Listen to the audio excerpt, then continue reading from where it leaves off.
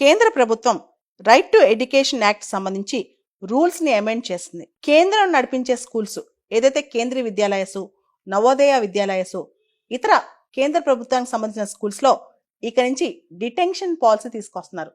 5వ తరగతి 8వ తరగతి ఈ 2 తరగతుల్లో డిటెన్షన్ పాలసీ అంటే 5వ తరగతిలో 8వ తరగతిలో పిల్లలు కనుక ఫెయిల్ అయితే మళ్ళీ ఆ తరగతిని చదివిస్తారనమాట. వాళ్ళకి ఒక అవకాశం ఉంటుంది, 2 నెలల లోపల మళ్ళీ పరీక్ష రాయొచ్చు.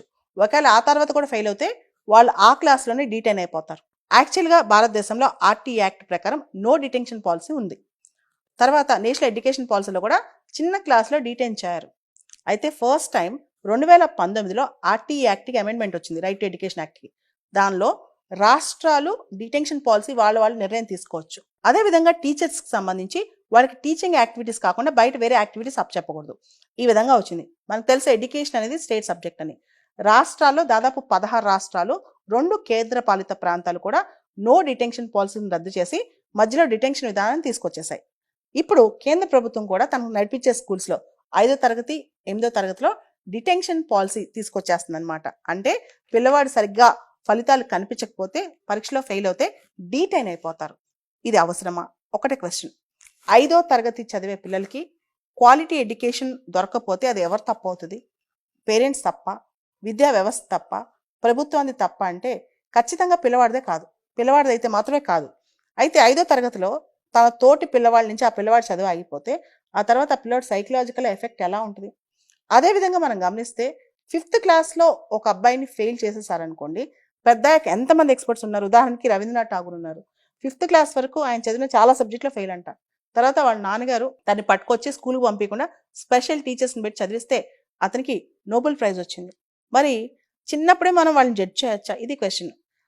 నేషనల్ ఎడ్యుకేషన్ పాలసీలో continuous assessment, foundational education, foundational literacy ఇవన్నీ చాలా ఇంపార్టెంట్ అనమాట.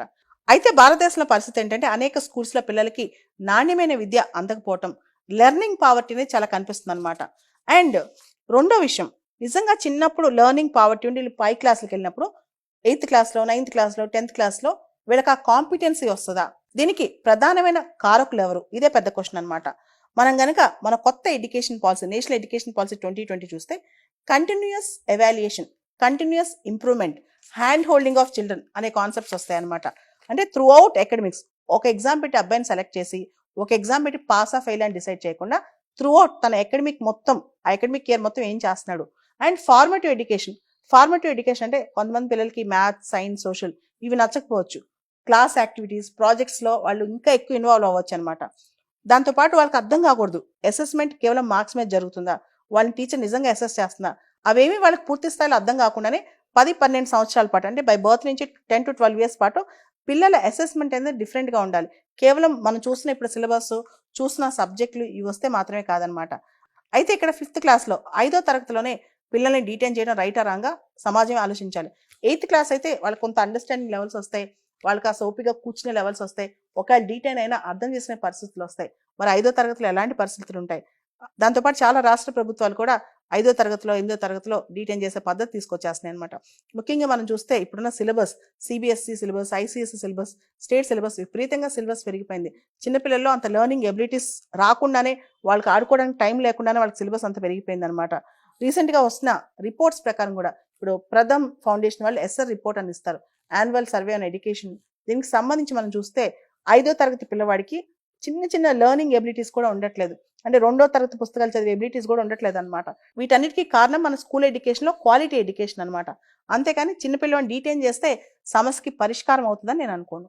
అసలు నో డిటెన్షన్ పాలసీ ఉద్దేశం ఏంటి? దాన్ని ఎందుకు తీసుకొచ్చారంటే చిన్నప్పుడు చాలా మంది ఫెయిల్ అయిపోయి స్కూల్ డ్రాప్ అవుట్ అయిపోతారు, లేదా డిసడ్వాంటేజ్ గ్రూప్స్ ఉంటారు, వాళ్ళ స్కూల్కి వెళ్ళాలంటే ఇష్టం ఉండదు, ఫెయిల్ అయిపోతాను భయంతో. అసలు ఫెయిలే చేయకుండా ఉంటే వీళ్ళు చదువుతారు, ఫార్మేటివ్ ఇయర్స్లో చదువుకుంటారని చెప్పారు. సో దీన్ని ఇప్పుడు డిటెన్షన్ పాలసీ డిస్కరేజ్ చేస్తుంది. 5వ తరగతి ఫెయిల్ అవుతే 5వ తరగతిలో మళ్ళీ చదవాలి, 8వ తరగతి ఫెయిల్ అయితే 8వ తరగతి మళ్ళీ చదవాలన్నమాట. ఒకసారి ఇది ఓవరాల్ హోలిస్టిక్ ఎడ్యుకేషన్ ఇంపార్టెంటా లేదా మార్క్స్ బేస్డ్ ఎడ్యుకేషన్ ఇంపార్టెంటా మనం ఆలోచించాలి.